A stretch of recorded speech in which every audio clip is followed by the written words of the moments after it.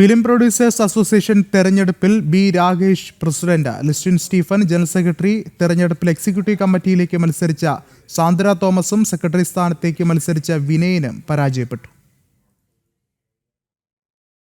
Kerala film producers association ഭാരവാഹി തെരഞ്ഞെടുപ്പിൽ B Rakesh പ്രസിഡന്റായും Listin Stephen സെക്രട്ടറിയായും വിജയിച്ചു.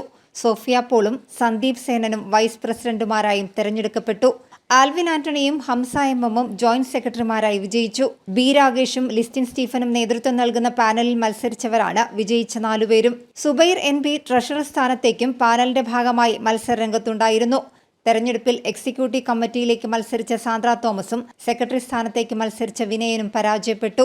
14 അംഗ എക്സിക്യൂട്ടീവ് കമ്മിറ്റിയിൽ നിർമ്മാതാവും ജനം TV എക്സിക്യൂട്ടീവ് ചെയർമാനുമായ G സുരേഷ് കുമാർ, സിയാദ് കോക്കർ, കൊച്ചുമോൻ സെഞ്ചുറി അടക്കം തെരഞ്ഞെടുക്കപ്പെട്ടു.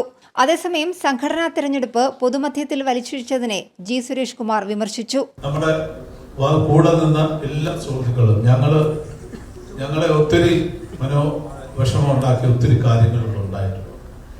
എന്നെയൊക്കെ വളരെ മോശമായ രീതിയിൽ മാധ്യമങ്ങളിലൂടെ വളരെ മോശമായ രീതിയിൽ നമ്മളെ എല്ലാവരെയും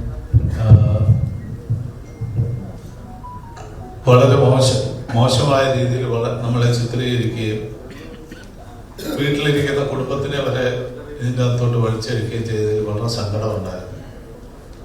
അതെല്ലാം ആ സങ്കടവും ക്ഷോഭവും ഒക്കെ നമ്മളിപ്പോൾ മാറി.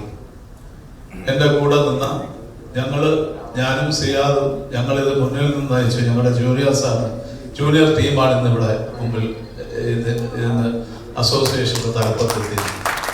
ജനം, കൊച്ചി.